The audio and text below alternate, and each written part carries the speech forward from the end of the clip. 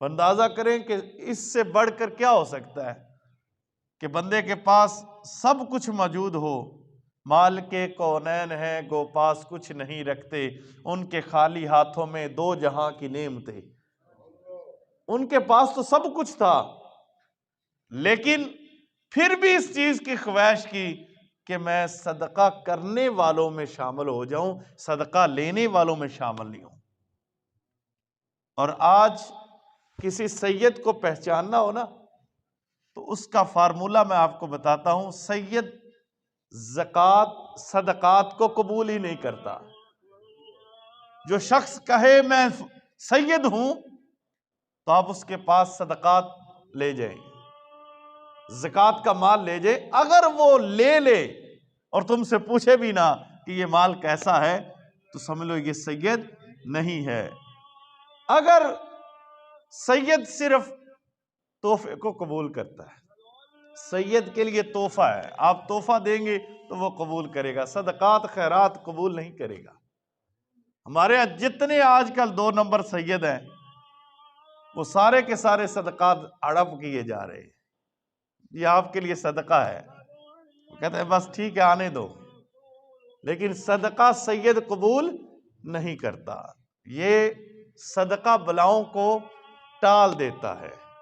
یہ آپ نے جملہ تو سنا ہوگا لیکن یہ حدیث کا جملہ ہے، صدقہ بلاؤں کو ٹال دیتا ہے۔ حضرت علی رضی اللہ تعالیٰ عنہ فرماتے ہیں، نبی کریم صلی اللہ علیہ وآلہ وسلم نے فرمایا صدقہ دینے والوں جلدی کرو، جو صدقہ کرنا چاہتا ہے وہ جلدی کرے، بلا جو ہے وہ صدقے سے دور چلی جاتی ہے۔ جو تمہاری بلائیں جو ہیں وہ صدقے سے دور چلی جاتی ہیں۔ اور بہترین صدقہ ضرورت کو سامنے رکھتے ہوئے پھر دینا، یہ سب سے زیادہ افضل صدقہ ہے۔ اب مثال کے طور پر ایک بندہ کھڑا ہو کر صدقہ دینا چاہتا ہے، میرے پاس آتا ہے اور وہ صدقہ کس چیز کا دیتا ہے؟ گوشت دے دیتا ہے، اور فقیر کو گوشت کی حاجت بھی نہیں ہے، مسکین کو گوشت کی ضرورت بھی نہیں ہے، اس کے گھر میں تو پیسے ہوں گے تو کوئی مرچ آئے گی، مرچ وغیرہ آئے گی، کوئی نمک وغیرہ آئے گا، کوئی اور چیزیں آئیں گی۔ جب اس کے پاس پیسے، آپ نے صدقہ دے دیا گوشت، اب اس کے پاس یہ پکانے کے لیے پیسے ہی نہیں ہے، چیزیں ہی نہیں ہے، وہ 2-3 دن کے بعد وہ خراب ہو جائے گا۔ آپ نے تو دے دیا، آپ کا قبول ہو جائے گا، لیکن آگے وہ جہاں پر آپ صدقہ کر رہے ہیں وہ بیکار گیا۔ لہٰذا بہترین اس دور میں صدقہ جو ہے وہ پیسے دینا ہے۔ آپ کسی کو بھی اگر صدقہ دینا چاہتے ہیں تو اس کو پیسے دیں، وہ اپنی مرضی سے جو مرضی خریدے۔ وہ کوئی چیز لینا چاہتا ہے، آپ فقیر کو جب پیسے دے دیں گے اس کی مرضی، وہ جو مرضی، اپنے بچے کے کپڑے لے لے، اپنے بچوں کے جوتے لے لے، یہ آپ کا صدقہ ہو گیا۔ اور بہترین صدقہ یہ ہے کہ آپ پیسے دیں۔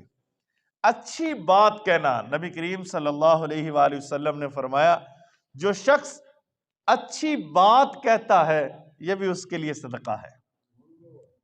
آپ کسی کو کسی کام کے لیے اچھی بات کہہ دیتے ہیں، گناہ سے بچانے کے لیے، آپ کہتے ہیں یار شراب نہ پیا کرو، یار جوا نہ کھیلا کرو، یار نماز پڑھا کرو، یار داڑھی شریف رکھ لو، یار نیک کام کیا کرو۔ یہ آپ کے جو نکل رہے الفاظ ہیں نا، یہ نکلے ہوئے الفاظ آپ کے صدقے میں شامل ہو رہے ہیں۔ اور پھر نبی کریم صلی اللہ علیہ وآلہ وسلم نے فرمایا جس شخص نے کسی جگہ پہ درخت لگایا، اب دیکھیں درخت لگانا بھی صدقہ ہے۔ کسی نے اگر درخت لگا، لیکن ہمارے ہاں بہت ساری مسجدیں میں نے دیکھی ہیں جو راستوں کے اوپر ہیں، ہمارے وہ صدقہ خیرات کر کے ایک مسجد بنا دیتے ہیں۔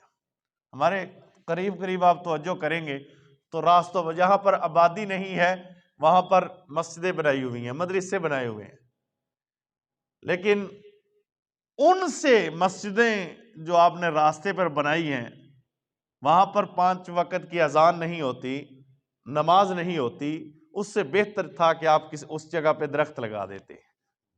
یہ آپ کا صدقہ افضل تھا۔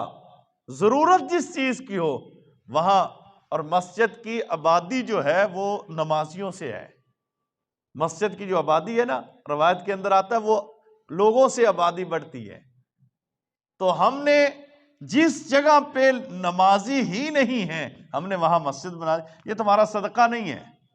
اگر تم وہاں درخت لگا دیتے، مسجد بنانی ہے تو وہاں بناؤ جہاں آبادی موجود ہے، اور ہمارے ہاں جہاں آبادی موجود ہے وہاں ایک بازار میں دوسرے بازار میں پھر مسجد بن جاتی ہے، اور نمازی تقسیم بھی ہو جاتے ہیں۔ اور آج کل تو لوگ اس کھاتے میں ہیں کہ کوئی شخص ہماری مسجد میں نماز نہ پڑھے، اور میں یہ کہتا ہوں ہماری کہاں سے ہو گئی؟ مسجد اللہ کا گھر ہے۔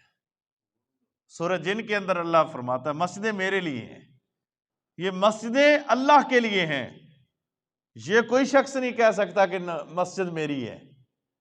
تو لہٰذا اگر کسی جگہ پر آپ درخت لگا دیتے ہیں تو آپ کا بہترین صدقہ ہے۔ اور پھر نبی کریم صلی اللہ علیہ وآلہ وسلم نے فرمایا اگر کسی شخص نے بھولے ہوئے کو راہ دکھا دیا اور اس کا بہترین یہ صدقہ ہے۔ ہمارے یہاں راستہ بھی ہم الٹا بتاتے ہیں، راستہ سیدھا نہیں بتاتے۔ کوئی اگر پوچھنے آ جائے یار میں نے فلاں جگہ پہ جانا ہے تو راستہ بتا دو، تو بہترین یہ ہے کہ آپ اس کو اچھا راستہ بتائیں، اچھے لوگوں کا۔ اگر آج کل لوگ عمرے پہ جاتے ہیں، حج پہ جاتے ہیں، تو ایجنٹ بھی ہمارے ہاں موجود ہیں، تو ماشاءاللہ اللہ تعالیٰ ان سے محفوظ بھی رکھے۔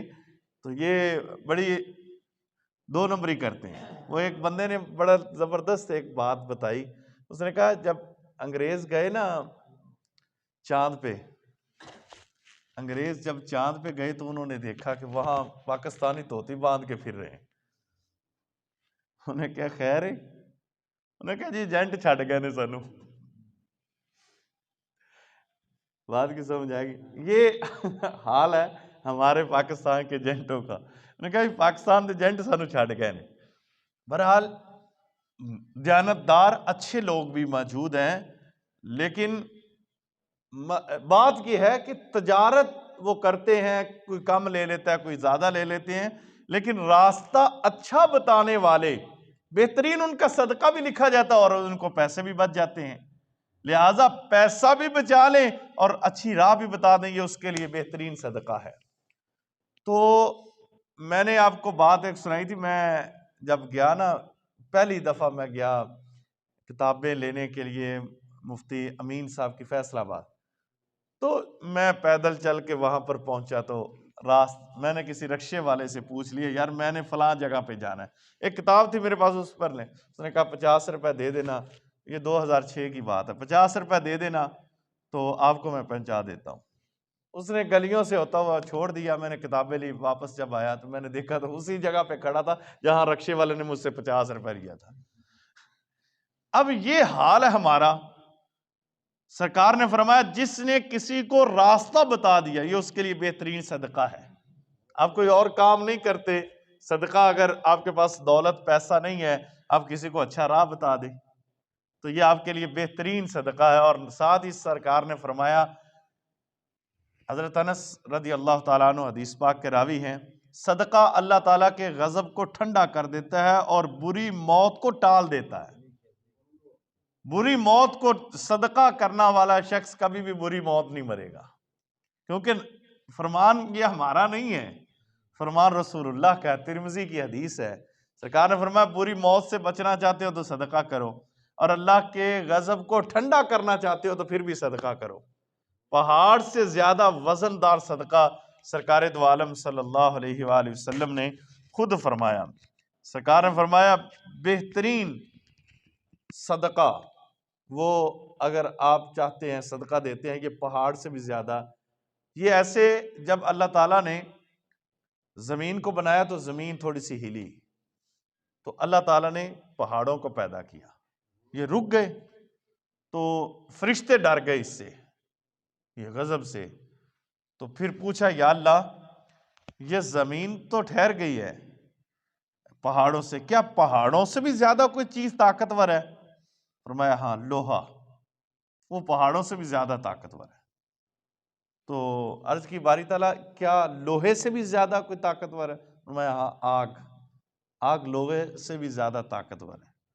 پھر کہا فرشتوں نے یا اللہ کیا آگ سے بھی کوئی زیادہ طاقتور ہے؟ فرمایا ہاں پانی اس سے بھی زیادہ طاقتور ہے۔ پھر انہوں نے سوال کیا فرشتوں نے کہ کیا پانی سے بھی زیادہ؟ فرمایا ہوا پانی سے بھی زیادہ، جس طرف چل گئی لے گئی۔ تو پھر عرض کیا یا اللہ ہوا سے بھی زیادہ کوئی چیز طاقتور ہے؟ تو اللہ نے فرمایا وہ صدقہ ہے جو مومن اپنے اخلاص کے ساتھ صدقہ دیتا ہے، وہ ان تمام چیزوں سے وزنی بھی ہے، بھاری بھی ہے اور طاقتور بھی ہے۔ تمام چیزوں سے طاقتور چیز، پہاڑوں سے بھی زیادہ جو طاقتور چیز ہے وہ صدقہ ہے۔ آپ صدقہ دیں، آپ بری موت سے بھی بچیں گے اور بہت سارے معاملات بھی آپ کے سیدھے ہو جائیں گے۔ حضرت معاذ سے حدیث ہے، سرکار دو عالم صلی اللہ علیہ وآلہ وسلم نے فرمایا صدقہ گناہوں کو ایسے دور کر دیتا ہے جیسے پانی آگ کو بجھا دیتا ہے۔ یہ صدقہ ہے، گناہوں کو دور کرنا۔ اور پھر اپنے گھر والوں پر سرکار نے فرمایا سب سے بہترین صدقہ اپنے گھر والوں پہ خرچ کرنا ہے۔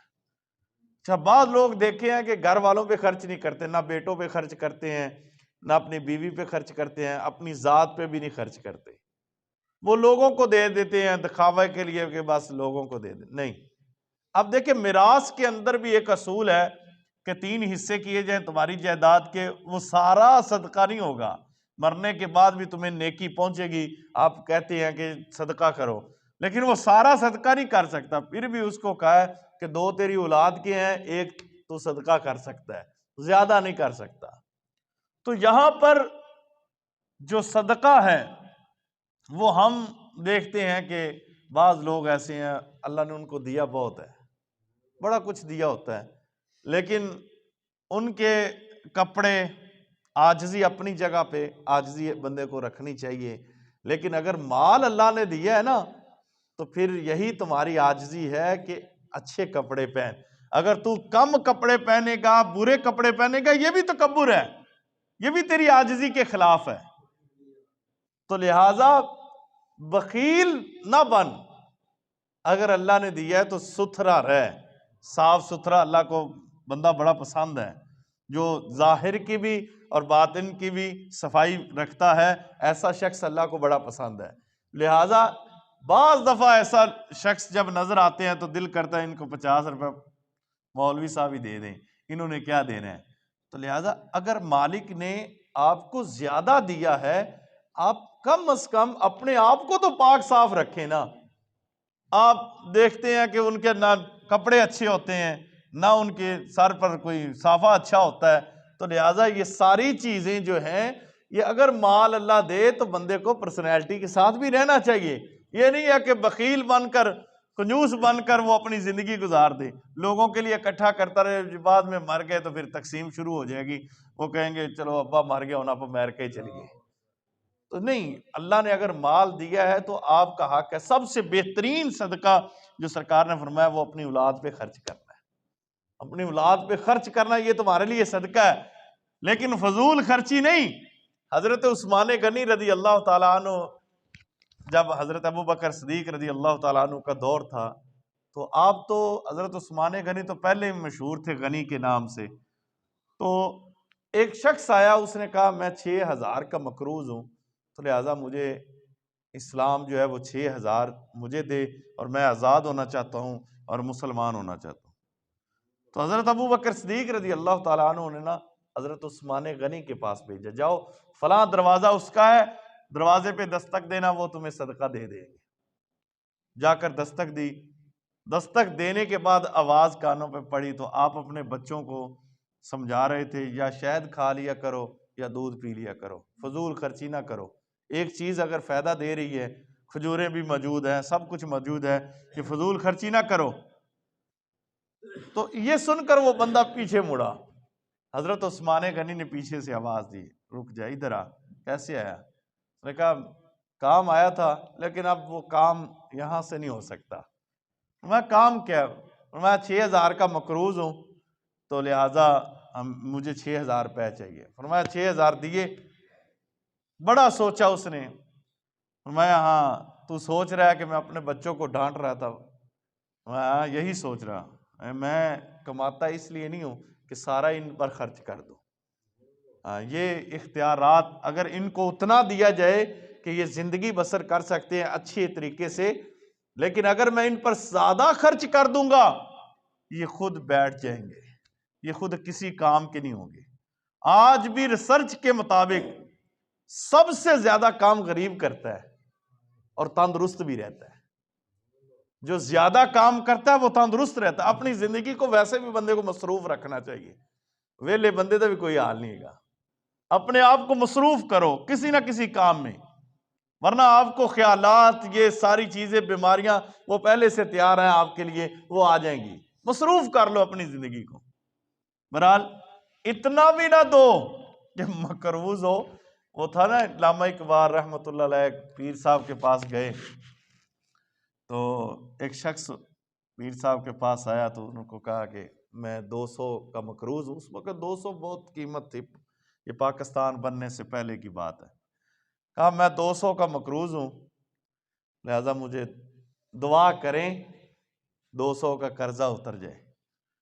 تو آپ نے دعا کی، جاتے ہوئے اس نے 10 روپے دے دی. علامہ اقبال رحمۃ اللہ علیہ بڑے مسکرائے. اس نے کہا بزرگوں نے تم کیوں مسکرا رہے ہو؟ میں دعا بڑی جلدی قبول ہوئی ہے، پہلے 200 کا مقروض تھا اب 210 کا ہو گیا. ہمارا حال یہی ہے، قرضے والے کو تو قرضہ اتارنا چاہیے. اب بزرگان کرام کو بھی یہ سوچنا چاہیے، ہم جن کو نذرانے پیش کرتے ہیں کہ وہ ان کی مدد کرے. ہم اسلام نے بھی یہ چیز ہے، مصارف زکوٰۃ کے اندر یہ ہے کہ اگر کسی پر قرضہ ہے تو اپنی زکوٰۃ سے اس کا قرضہ اتارو. اسلام یہ کہتا ہے کہ اس کا قرضہ اتارو. اور ایک چیز ذہن میں رکھ رہے، سرکار کی بارگاہ میں ایک شخص آیا، اب 2 بچے اس نے لیے ہوئے ہیں اور آ کر کہتا ہے حضور اس کا باپ فوت ہو گیا تو اس پر قرضہ تھا، اگر میں قرضہ اتارتا ہوں تو یہ بچے مر جائیں گے، یہ غریب ہو جائیں گے. تو سرکار نے فرمایا اس کو جنت اور جہنم کے درمیان میں کھڑا کیا ہوا ہے، اگر تو اس کا قرضہ اتارتا ہے تو وہ جنت میں چلا جائے گا. بچوں کا رزق مالک نے لکھا ہے وہ ان تک پہنچ جائے گا، وہ ان کے معاملات وہی جانے. بہت سارے ایسے معاملات ہوتے ہیں بندہ کچھ سوچتا ہے معاملات کچھ اور ہوتے ہیں، کیونکہ تقدیر اسی نے لکھی ہوئی ہے، کام اسی کے مطابق ہونے ہیں. آپ جتنی مرضی کوشش کر لیں آپ وزیر اعظم نہیں بن جائیں گے، لیکن اس نے چاہا تو آپ کو یہاں سے اٹھا کر آپ کو جدھر مرضی لے جائے. یہ اس کے اختیار میں ہے، آپ کے اختیار میں تو نہیں تھا میں فلاں کے گھر میں پیدا ہو جاؤں. ہر بندہ خواہش کرتا میں فلاں کے گھر میں پیدا ہو جاؤں، نہیں، یہ مالک کے ہاتھ میں ہے. جس کو اس نے پیدا کرنا ہے، جس کے گھر میں مرضی پیدا کر دے. مالک نے رزق دینا ہے، اس کے اختیار میں ہے، وہ جس کو چاہے جتنا مرضی دے دے. کسی بندے کے اختیار میں کچھ بھی نہیں ہے. ہاں کوشش آپ کی جاری رہے گی، مالک راستہ آپ کو بتاتا چلا جائے گا. لہٰذا صدقہ جو ہے وہ بہترین اپنی اولاد پہ اگر تم خرچ کرتے ہو تو یہ صدقہ ہے. اور ساتھ سرکار نے فرمایا کہ جس شخص نے حرام مال جمع کر کے اس سے صدقہ کیا، یہ صدقہ نہیں ہے. یہ ایک تو اس پر گناہ ہے کہ اس نے حرام کو حلال سمجھ کر صدقہ کر دیا. ہمارے ہاں بہت سارے لوگ جیسے انشورنس کروا لیتے ہیں اور پھر بینکوں سے پیسہ لے لیتے ہیں اور پھر وہ صدقہ کر دیتے ہیں، اس میں سے 50 روپے 1000 روپے صدقہ کر دیا، یار ہمارے پیسے آ گئے. تو سرکار نے فرمایا جس نے حرام مال جمع کیا پھر اسے صدقہ کیا، اس کے لیے ثواب بھی کچھ بھی نہیں ہے اور الٹا اس کو گناہ بھی ملے گا. اور اس کو ابن تیمیہ اور خزیمہ کے اندر یہ حدیث موجود ہے.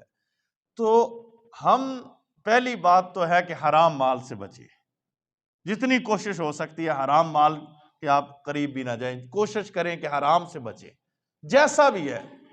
یہ بچوں نے آپ کا پیچھے سے آپ کا قرضہ نہیں اتارنا. جو آج ہمارے حالات ہے نا، یا آپ خود ہی اپنی زندگی کے اندر اپنا قرضہ اتاریں، جس کا حق کھایا اس کو واپس دے دیں، جس کا مال کھایا اس کو واپس دے دیں، تاکہ آپ کی قبر بھی اچھی ہو جائے اور آخرت بھی اچھی ہو جائے. یہ دنیا کے چند لمحات، یہ تو پتہ نہیں ہے اسرائیل نے کب چھری پھیر دینی ہے، یہ تو کسی کو نہیں پتا. لیکن یہ چیز ذہن میں رکھ لیں، قبر کا اور حشر کا جو ہمیشہ کی زندگی ہے نا، کیونکہ ہمارے رب نے فرمایا ہم نے اس کو مانا ہے، اس کے بغیر ہمارا ایمان بھی نہیں ہے. تو قبر اور حشر کی زندگی بڑی سخت ہے، حشر کا دن بہت لمبا ہے، اس کے اندر اگر ہمارے اعمال، ہماری چیزیں سامنے آ گئیں تو ہم کیا کریں گے؟ لہٰذا کم مال والے، اگر کسی کو اللہ نے کم دیا ہے، مال اس کے پاس تھوڑا ہے، اور سرکار نے فرمایا اللہ کے عرش کے سائے کے نیچے وہ شخص ہوگا جس کے پاس مال تو کم تھا لیکن اس کے باوجود بھی اس نے اپنے بچوں کو حرام نہیں کھلایا، قیامت والے دن اللہ کے عرش کے سائے کے نیچے ہوگا۔ اور پھر کم مال جس کے پاس ہے، اگر